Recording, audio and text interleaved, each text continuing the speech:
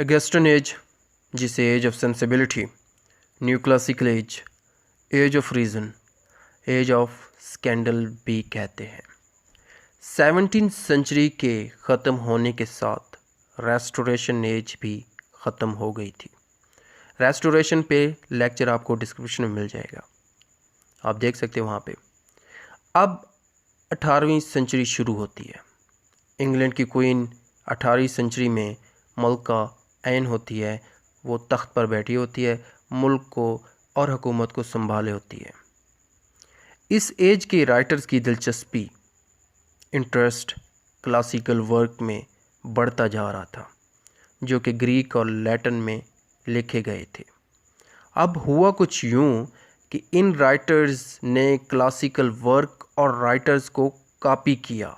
किन राइटर्स ने? Augustan as के राइटर्स ने, और इनको फॉलो किया, पैरवी की और ख़ुद की इमेजिनेशन खो दी। ज़िंदगी की हकीकत, रियलिटी पर फोकस था। क्रिएशन कम थी, लेकिन क्रिटिसिज्म कमाल का था इस एज का। इस एज की दूसरी खुसूसियत, थॉट्स की ओरिजिनलिटी मैटर नहीं करती थी, बल्कि लिटरेचर में परफेक्शन मैटर कर रही थी। जब ये अगस्टन एज शुरू होती है तो सबसे ओल्ड राइटर इस एज में हमारे पास जोनाथन स्विफ्ट थे। इनकी बायोग्राफी भी आपको डिस्क्रिप्शन में मिल जाएगी, बल्कि बहुत से राइटर्स की बायोग्राफी आपको देखने को मिलेगी इस चैनल पे। जोनाथन स्विफ्ट ये आयरलैंड में पैदा हुए। रेस्टोरेशन एज में इन्होंने काफ़ी स्ट्रगल किया था, लेकिन पहचान इनको जाकर अगस्टन एज में मिली। जब ये जॉब कर रहे थे तो इन्होंने दो बेहतरीन काम लिखे। एक का नाम बैटल ऑफ द बुक्स है, जो कि ड्राइडन पर स्टायर थी, और दूसरा work a tale of a tub, जो कि ईसाइयत पर, क्रिश्चियनिटी पर स्टायर थी। और ये दोनों वर्क 1704 तक पब्लिश नहीं करवाया इसने। फिर इनके एक और वर्क में the conduct of the allies में एक बहुत ही पावरफुल पॉलिटिकल राइटिंग सामने आती है जोनाथन स्विफ्ट की। जैसे जैसे वक्त गुजरता गया, इनके वर्क में बिटरनेस, हार्शपन, सख्ती आती गई, क्योंकि इन्होंने सोसाइटी जो देखी वो रोज़मर्रा की थी, रेगुलर लाइफ थी। और रेगुलर लाइफ आप जानते हैं कि किस तरह की होती है। इनकी बीमारी बढ़ती जा रही थी। किनकी? जोनाथन स्विफ्ट की। बहरापन, मिर्गी और पागलपन से उठे थे। तो तबीयत में स्ट्रेस और चिड़चिड़ापन तो लाजमी था इनकी, जोनाथन स्विफ्ट की तबीयत में। 1745 में इनकी डेथ हुई थी, मर जाते हैं। फिर कहा जाता है कि ये प्रोफेशनल राइटर्स नहीं थे जोनाथन स्विफ्ट, ये ओकेजनल राइटर्स थे। इसका मतलब ये है कि ये रोज़मर्रा रेगुलर लाइफ पर लिखते थे, जो चीज़ें उनके सामने होती थी उन पर लिखते थे। आए दिन जो भी चीज़ें वाक़या होती थी, जो भी चीज़ें होती थी, उन पर ये अपनी कलम को पेजेस पे निखारते थे, लिखते थे। ड्राइडन जोनाथन स्विफ्ट के मुतालिक कहता है कि जोनाथन, तुम पोइट नहीं बन सकते। तो ये कहना था कि जोनाथन ने ड्राइडन पर एक स्टार लिख डाली, जिसे बैटल ऑफ बुक्स कहते हैं। दोस्तों, एक अहम बात इनके मुतालिक वो ये कि अपने बुक्स को ये बेनाम होकर पब्लिश करवाते थे। इस एज में सियासत पर लिखा गया, स्टायर और क्रिटिसिज्म बहुत बढ़कर दिखा इस एज में हमें। इस एज में प्रोज राइटर्स सामने आए, जो कि Jonathan Swift, Richard stove, Joseph Addison, Alexander pope. इस एज को जिन दो राइटर्स ने डोमिनेट किया, गालिब रहे अपने स्टाइल ऑफ राइटिंग से, थॉट्स से, स्टायर से, क्रिटिसिज्म से, वो पोप और जोनाथन स्विफ्ट थे। अलेक्जेंडर पोप और जोनाथन स्विफ्ट। पोप ने अपने कैरियर का आगाज़ एन एसे ऑन क्रिटिसिज्म से किया, और अगले ही साल रेप ऑफ द लॉक लिखी, जो कि सोशल स्टायर है और पॉलिटिकल स्टायर भी कहा जाता है। फिर उन्होंने epistle to Augustus king George second के लिए इन्होंने लिखा। अब यहाँ पर एक बहुत और बात क्लियर करता हूँ, जो कि शायद मैं आपको क्लियर करना भूल गया हूँ, कि अगस्टन एज को अगस्ट अगस्टन एज क्यों कहते हैं? देखिए, अगस्टस एक रोमन किंग था। तो जैसे कि आप जानते हैं कि किंग है अगस्टस, रोमन किंग, तो इस एज के बहुत सारे वर्क्स रोमन एज के 18वीं सदी में कॉपी किए गए, लिखे गए, उनको बाकायदा नकल किया गया। तो इसीलिए 18वीं सदी को अगस्टन एज कहते हैं। रोमन किंग के दौर में पोइट्री का स्टाइल पॉलिटिकल स्टाइल से भरा पड़ा था, और जैसे हमें इसी तरह हमें 18वीं सदी में भी दिखता है। और रोमन दौर के जो राइटर्स थे वो वर्जिल, होरेस और ओविड थे।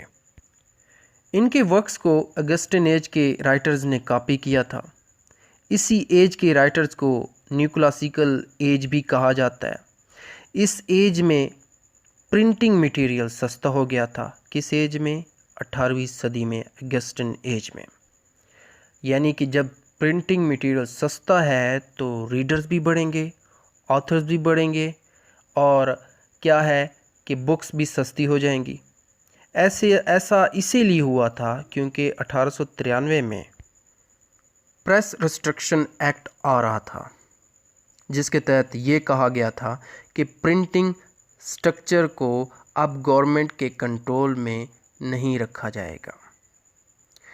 प्रिंटिंग प्रेसेस जिससे जैसे चाहें वैसे प्रिंट कर सकती हैं, मींस कि अपने पॉइंट ऑफ व्यू को वाज़ेह कर सकती हैं, उनको आज़ादी दी गई। यही वजह थी कि लिटरेचर चारों तरफ फैल गया प्रिंटिंग प्रेस की वजह से। न्यूज़पेपर छपने लगे। तो इस दौर के पॉलिटिशियंस ने जर्नलिज्म की पावर को समझा, जाना कि जर्नलिज्म एक्चुअली है क्या। तो पॉलिटिशियन ने क्या किया कि जर्नलिस्ट को, जो जर्नलिज्म करते थे, उनको, सहाफ़ियों को रिश्वत देना शुरू कर दी, जिससे रिलीजन में झुकाव कम हो गया। अब प्रिंटिंग मटेरियल सस्ता हो गया, हर तरफ पढ़ने लिखने वाले लोगों की तादाद में इजाफ़ा हो गया।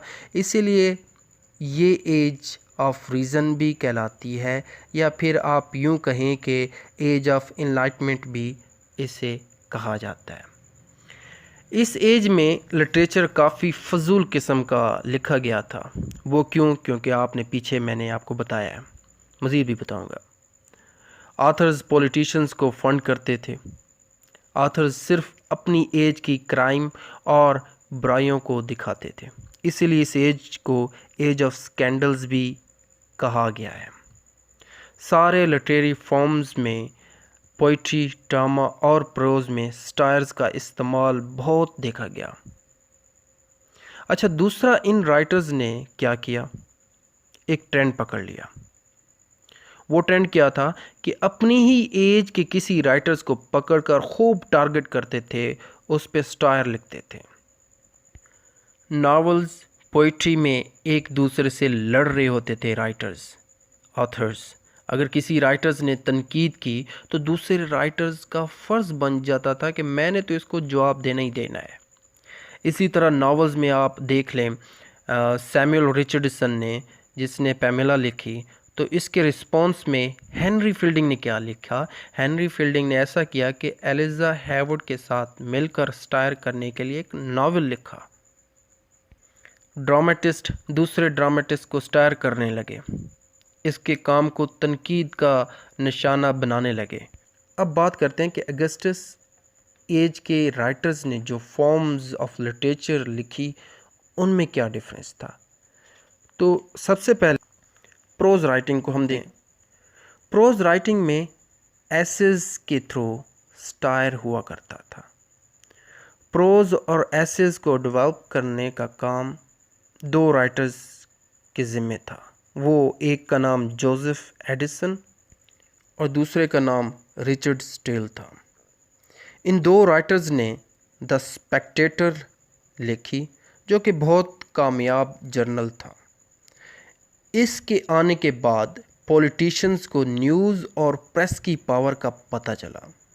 यहाँ पर एक और अहम बात आपसे शेयर करता जाऊँ कि लंदन के कुछ बुक सेलर्स ने मिलकर एक बहुत मशहूर एसिस्ट, जिसे सैमुअल जॉनसन कहते हैं, कमीशन बनाया और कहा कि इंग्लिश ज़ुबान के लिए कुछ ऐसा बनाओ जिससे इंग्लिश लैंग्वेज को फ़ायदा हो, एडवांटेज हो।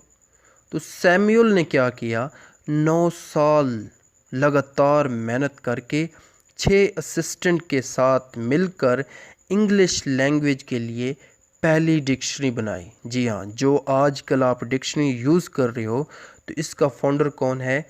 6 असिस्टेंट के साथ सैमुअल जॉनसन की 9 साल की मेहनत शामिल है इस डिक्शनरी के पीछे।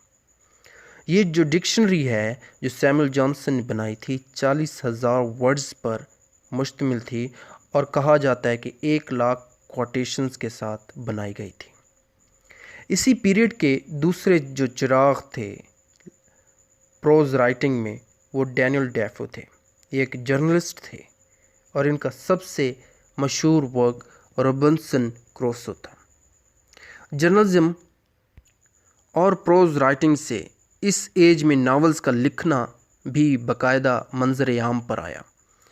इससे पहले नावल्स लिखे जा चुके थे, लेकिन इस एज में नावल ज़्यादा लिखे जाने लगे। अब एक और अहम खुलासा यहाँ पर ज़रूरी है फ्रेंड्स, क्या आपने सेंटिमेंटल नावल का नाम सुना है? जी हाँ, ये नावल की काइंड भी है। इस एज में सामने आई, अगस्टन एज में 18वीं सदी में सामने आया ये सेंटिमेंटल नावल, और इसका स्टार्ट एडम स्मिथ, जो कि फादर ऑफ कैपिटलिज्म है, उन्होंने अपने एक वर्क जो कि 1759 में लिखा था और उसका नाम the theory of moral sentiments, जिसमें इन्होंने सेंटिमेंट्स पर फोकस किया। इसके इसी वर्क ने सेंटिमेंटल नावल्स को लिखने में बड़ा रोल अदा किया। तो आज आपको पता चला कि सेंटिमेंटल नावल आया कहाँ से, और ये बताने का मकसद भी ये था कि अगस्टन एज में सेंटिमेंटल लिटरेचर भी ज़रूरी था समझना। देखा जाए तो नावल्स लिखने की शुरुआत भी जर्नलिस्ट ने की थी। डैनियल डेफो ने रॉबिन्सन क्रूसो लिखी, जो कि जोनाथन स्विफ्ट ने उसी दौर में गुलिवर ट्रैवल्स लिखा था।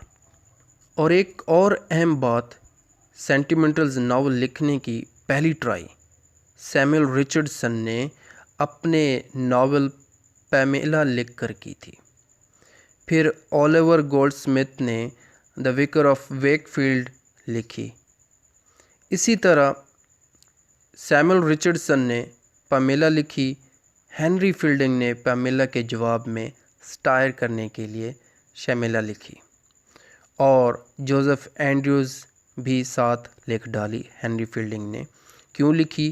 क्योंकि सैमुअल रिचर्डसन ने पैमेला लिखी। तो जो बाद में पहले पार्ट 1 में आपको बताया था कि ये वो दौर था जब राइटर्स अपने वर्क के साथ साथ दूसरा जो राइटर था उस पर तनकीद करता था। दूसरा वर्क अगर किसी राइटर ने पहले राइटर पे तनकीद की तो दूसरे राइटर का फ़र्ज़ बन जाता है कि मैंने भी अब इस पर तनकीद करनी है। हेनरी अपने नावल्स का प्लॉट सैमुअल जैसा ही रखता था, सैमुअल रिचर्डसन के प्लॉट की तरह मिलता था उसका। इन्हीं दो नावलिस्ट की तरह दो और नावलिस्ट थे जो एक दूसरे पर स्टायर करते थे। पहला लॉरेंस टोबियास स्मॉलेट, ये भी जर्नलिस्ट थे।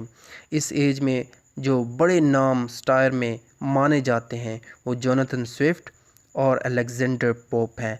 तो पता होना चाहिए कि ये दो राइटर्स जो थे वो इस एज में छाए हुए थे। अब बात करते हैं इस एज की पोइट्री के मुतालिक। इस एज में पोइट्री के अंदर स्टायर पाई जाती थी और पोइट्री को डोमिनेट करने वाले राइटर जो थे इस एज के वो अलेक्जेंडर पोप थे। पोप की पोइट्री में एनिमीज़ या मुखालिफ कम थे, मगर पर्सनल लाइफ में राइवल्स बहुत भरे पड़े थे, मुखालिफ बहुत पड़े थे पर्सनल लाइफ की। पोप अपने राइटर्स को डंसेस कहते थे, बुलाते थे। इस दौर में पोप के एक राइवल थे जिसका नाम एम्ब्रोज फिलिप्स थे, जो कि ख़ुद भी एक नामवर पोइट थे, और एक दोस्त भी इसी दौर में अलेक्जेंडर पोप के थे जिसका नाम जॉन गे थे। अलेक्जेंडर पोप का सबसे बड़ा काम इलियड और ओडेसी की ट्रांसलेशन था। इनके अलावा सारे के सारे पोइट्स क्लासिकल वर्क पे काम करते थे। इस दौर में स्टायर पर स्टायर लिखी जा रही थी, तो इसी दौर में पर्सनल पॉइंट ऑफ व्यू पर लिखी जाने वाली शायरी भी सामने आई, जो किसी को स्टायर करने के लिए नहीं लिखी गई, किसी पे तनकीद करने के लिए नहीं लिखी गई। अब थोड़ा बात कर लेते हैं ड्रामा पर। 1737 में लाइसेंसिंग एक्ट लाया गया। ड्रामास के ऊपर सेंसर लगाया गया था। ड्रामा अगर देखा जाए तो ड्रामा में हेनरी फील्डिंग काफ़ी दबंग टाइप ड्रामा निगार थे, किसी से भी नहीं डरते थे। ये काफ़ी ना डरने वाले इंसान थे, राइटर थे। Not even from British prime minister at that time Robert Walpole से भी नहीं डरते थे। इतने ये बहादुर किस्म के राइटर थे हेनरी फील्डिंग। अब सेंसर लगने की वजह से क्रिएटिविटी ख़त्म हो रही थी। प्ले राइट्स सेंसर के खौफ से कुछ ख़ास नहीं लिख पा रहे थे, और यही वजह थी कि प्ले राइट्स ने पुराने ड्रामों को परफॉर्म करना स्टार्ट कर दिया, और लोगों को फिर बाकायदा तौर पर पता चला कि विलियम शेक्सपियर एक बहुत बड़े ड्रामेटिस्ट हैं। इस एज में जाकर शेक्सपियर को एक बड़े लेवल पर, यूनिवर्सल लेवल पर पहचान मिली। इसी दौर में ड्रामा में ओलिवर गोल्डस्मिथ ने एक ड्रामा लिखा जिसका नाम शी स्टूप्स टू कंकर। अब बात करते हैं इस दौर के की फैक्ट्स कि इस दौर के की फैक्ट्स क्या हैं। वीडियो लंबी होती जा रही है तो मैं आपको की फैक्ट्स बता देता हूँ कि मोक एपिक सामने आई, न्यू क्लासिसिज्म पर लिखा जाने लगा, नावल बेहतरीन तौर पर बाकायदा तौर पर सामने आया क्योंकि जर्नलिस्ट ने नावल को बाकायदा स्टार्ट किया। पॉलिटिकल क्रिटिक यहाँ पे हुआ था। फिर जर्नलिज्म सामने आया बाकायदा तौर पर 18th सेंचुरी में। प्रिंट टेक्नोलॉजी बढ़ गई जिसकी वजह से राइटर्स और उनके काम को पढ़ने वाले लोग बढ़ गए थे। प्रिंटिंग प्रेस आम हो गई थी। होप ये आपको वीडियो पसंद आएगी। Thank you for watching this.